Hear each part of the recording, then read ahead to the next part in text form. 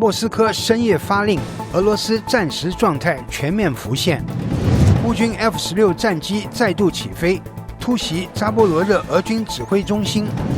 乌军反攻卢甘斯克，克里米亚大桥爆堵35公里。乌军空袭罗斯托夫铁路枢纽，俄军运输系统遭重创。战争第1259天，乌军多线反击奏效，哈尔科夫与红军村压力上升。荷兰打响第一枪，欧洲正式为乌克兰采购美制武器。朝鲜成无人机新工厂，混乱轴心正向全球输出战争工具。大家好，欢迎收看新冷战情室，我是雨桐，请大家先为我们的节目点赞留言，谢谢大家。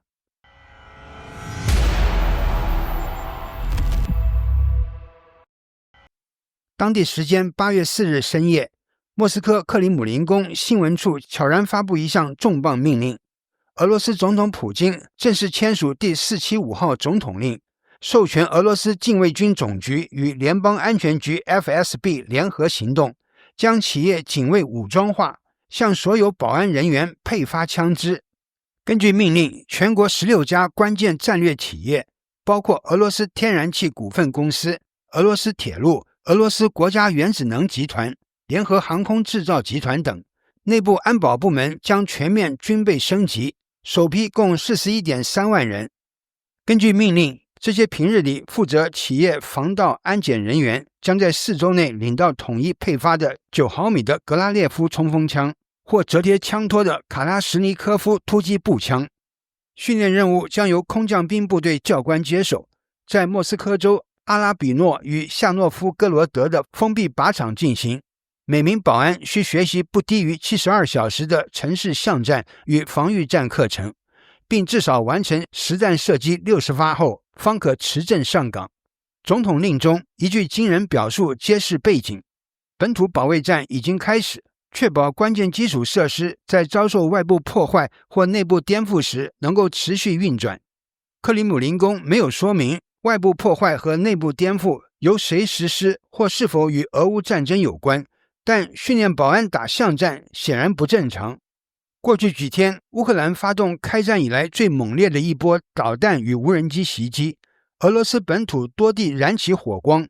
同时，乌安全局与情报部门潜伏在俄境内的秘密特工也被全面启动，持续对俄居民两用设施实施破坏，航班大规模停飞，火车脱轨，全国陷入爆炸与焦虑之中。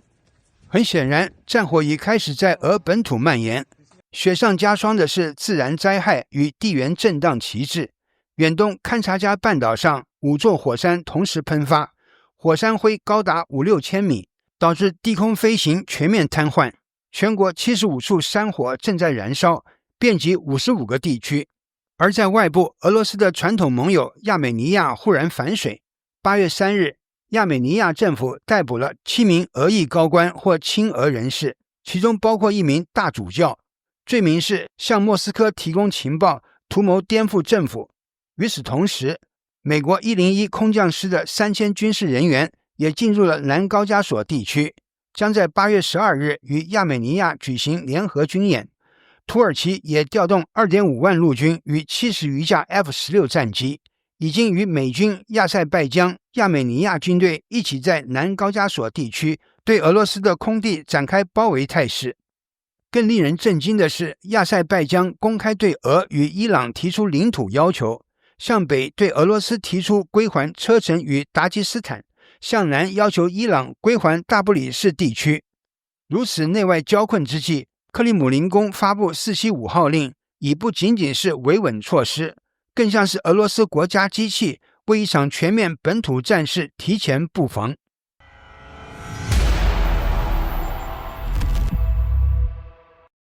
乌克兰空军在前线连续出击，并罕见再度起飞 F-16 战斗机，展开高强度打击行动。乌军还击毁了扎波罗热的俄军指挥部。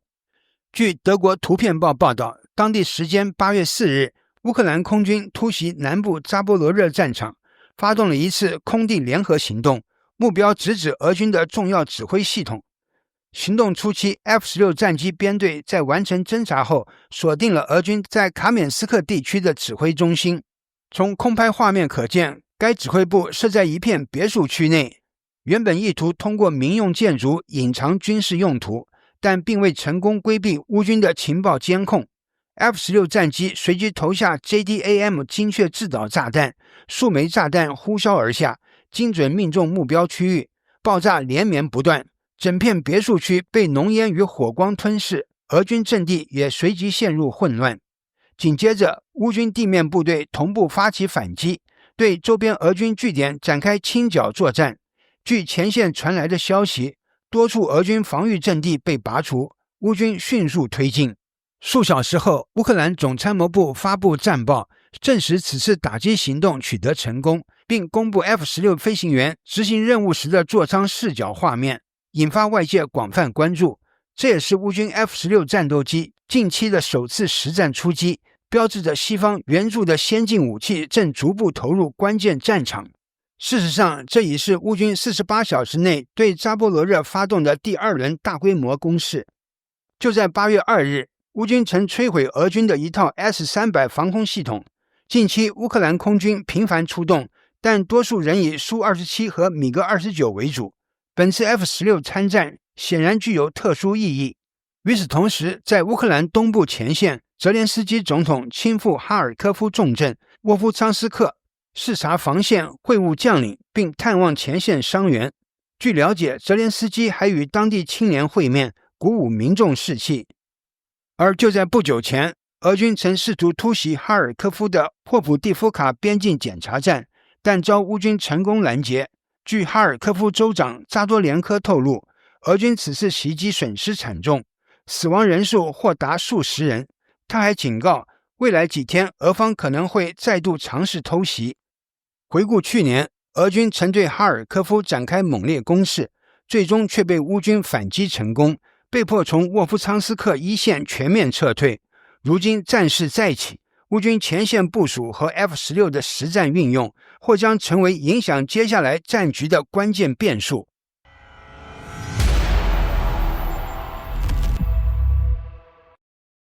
尽管俄罗斯早前高调宣布完全控制卢甘斯克，但乌克兰方面的反击从未停止。最新传出的消息显示，乌军近日已经突破卢甘斯克比洛霍里夫卡地区的俄军防线，并对周边定居点展开推进。多家俄罗斯军方频道也证实了这一动态。目前，俄乌双方正在该区域激烈交火。乌军不仅夺回了多处阵地，还成功构筑防线，牢牢坚守阵地。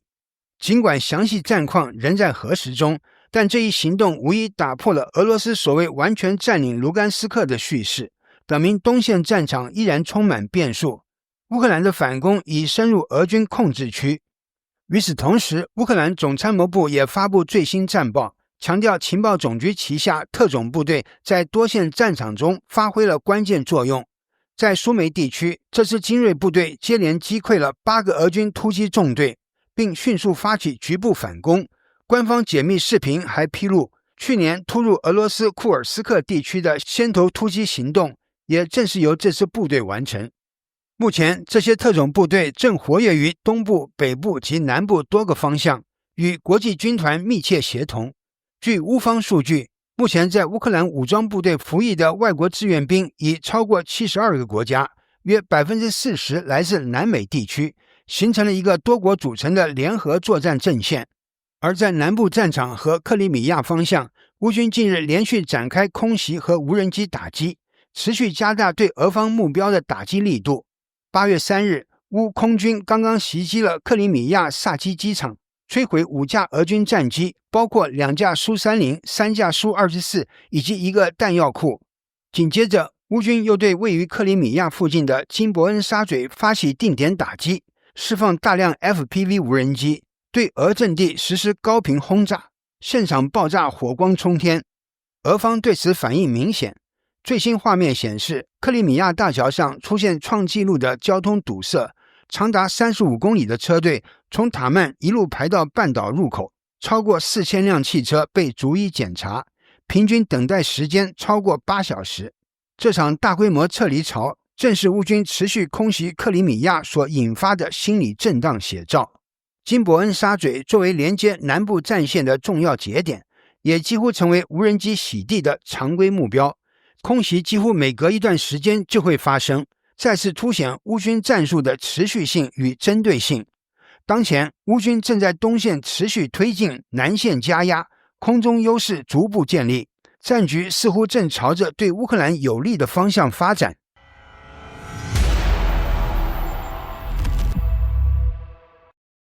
乌克兰对俄罗斯后方运输系统的打击行动持续升级，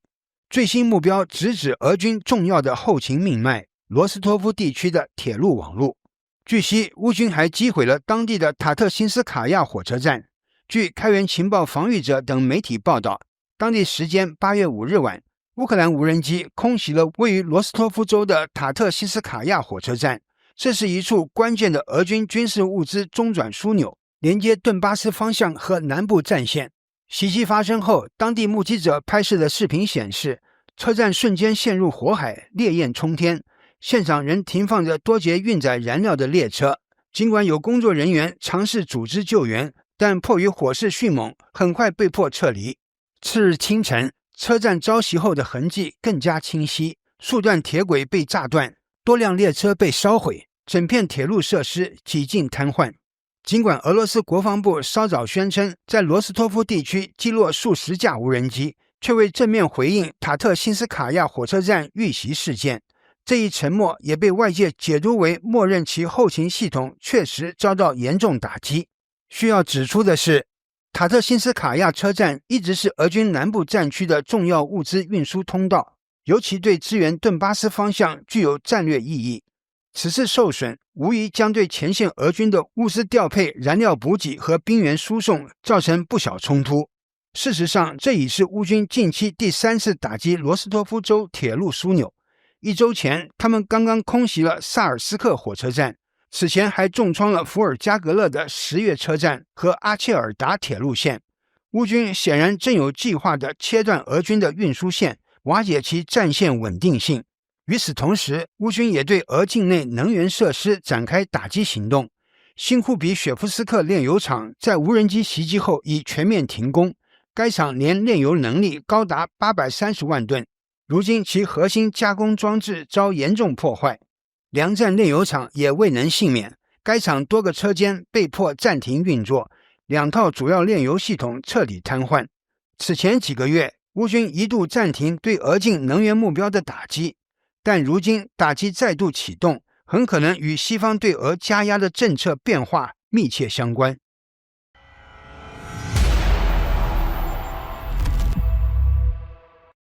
2025年8月5日，俄乌战争进入第1259天，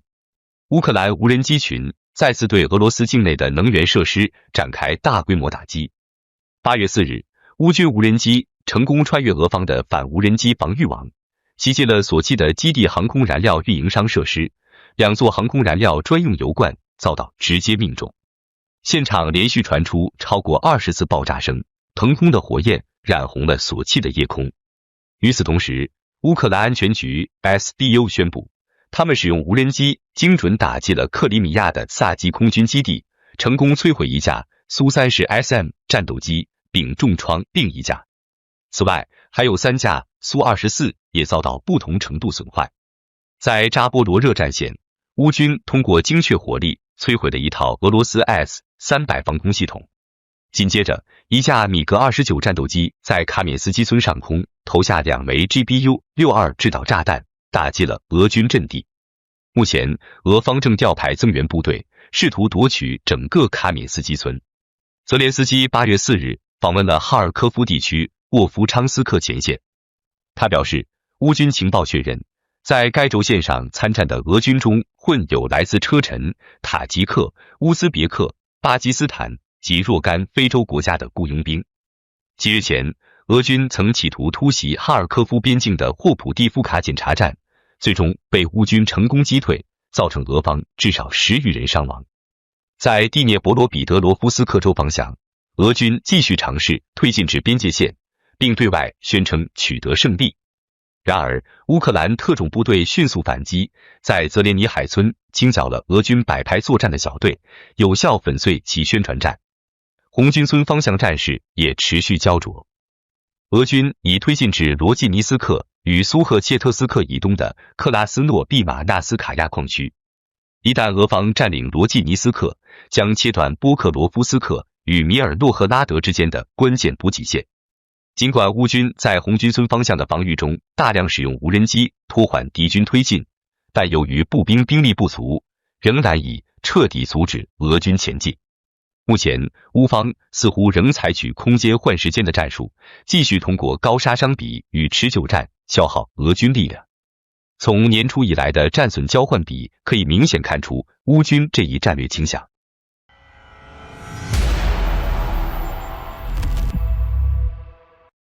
欧洲援乌军事援助迎来新阶段，这次不再只是捐赠库存，而是直接掏钱采购美制武器。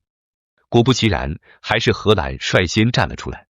据路透社报道，荷兰成为首个为乌克兰出资购买美国武器的国家，首笔开支高达5亿欧元。荷兰国防大臣鲁本·布雷克曼斯已经证实此事，表示这笔采购包括爱国者防空系统的关键部件和导弹。他强调，乌克兰当前最紧缺的正是防空武器与弹药补给，而欧洲的安全也和乌克兰息息相关。紧接着，北约秘书长马克·吕特也表态力挺。他曾是荷兰首相，对乌克兰的支持由来已久。正是在他任内，荷兰向乌军交付了首批 F-16战机。这一次，他呼吁更多北约成员国迅速跟进荷兰的行动。事实上，欧洲正在逐步走向军事援助的制度化和系统化。德国虽然未直接从美国购买装备，但早前已向乌克兰提供了一套爱国者系统，那是德国自身的库存，后续将由美国补货，以维持德国的战备水平。此外，美德在联合军工合作方面也在同步推进。美国军工巨头洛克希德马丁与德国莱茵金属集团合作开发的 Mars 远程火箭系统已完成首次试验。这不仅表明德国在援乌的同时，也强化了自身军力建设，也显示出欧洲在军事工业上的更深层整合趋势。与此同时，美俄之间的战略对抗也再度升温。美国总统特朗普爆料称，美军核潜艇已逼近俄罗斯周边海域，这被认为是对俄前总统梅德韦杰夫近期核威胁言论的直接回应。俄罗斯方面则迅速降调。克里姆林宫发言人佩斯科夫表示，俄国外交与国防政策仅由总统普京决定，其他官员的言论仅代表个人观点。他暗示梅德韦杰夫并不具备战略决策权，不值得西方认真对待。外界普遍认为，俄罗斯正试图以梅德韦杰夫等边缘人物释放强硬信号，同时观察美方的反应。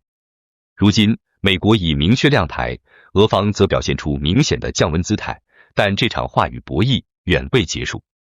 可以预见，梅德韦杰夫仍将持续充当言语试探者，而美欧也会在军事支持与战略表态中持续加码。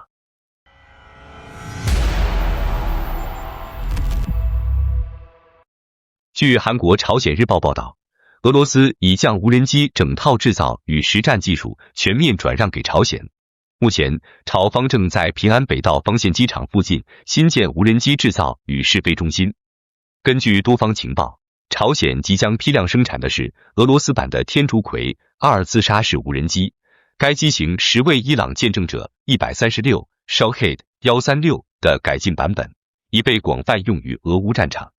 西方安全专家警告，俄罗斯、伊朗与朝鲜这三国正在形成一个高危的无人机联盟，不断输出廉价但具有高破坏性的战争工具，从乌克兰前线延伸至中东战火，再蔓延至朝鲜半岛。这一组合也被国际地缘政治学界称为混乱轴心。早在2025年2月，乌克兰情报部门就已预警俄罗斯将向朝鲜输出无人机技术。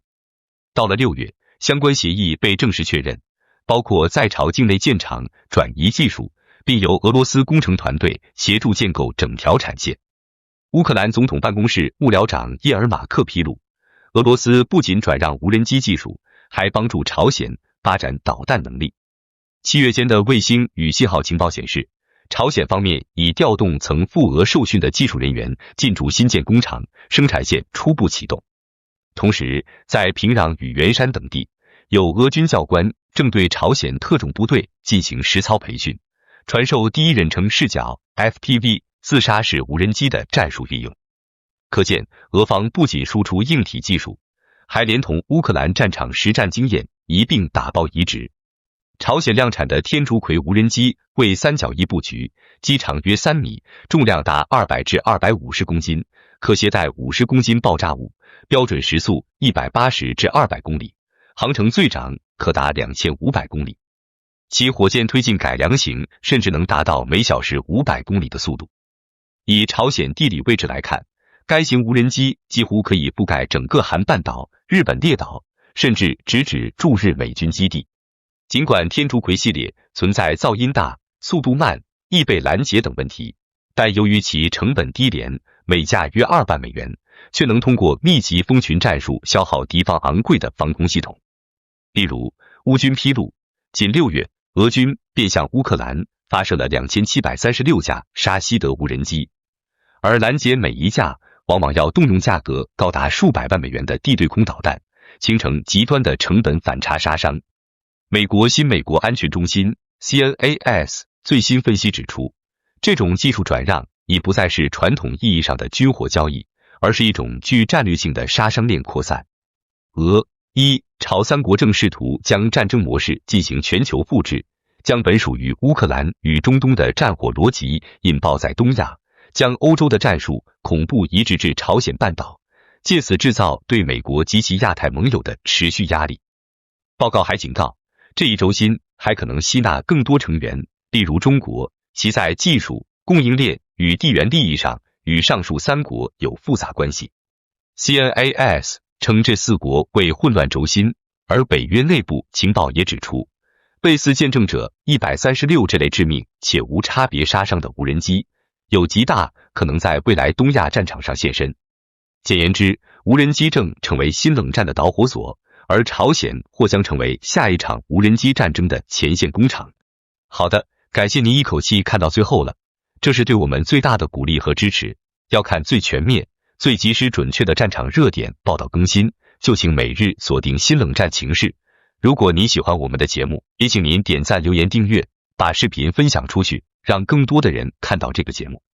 想要赞助我们的朋友，可以打开超级感谢打赏赞助，帮助我们能持续做出更多好节目。谢谢大家。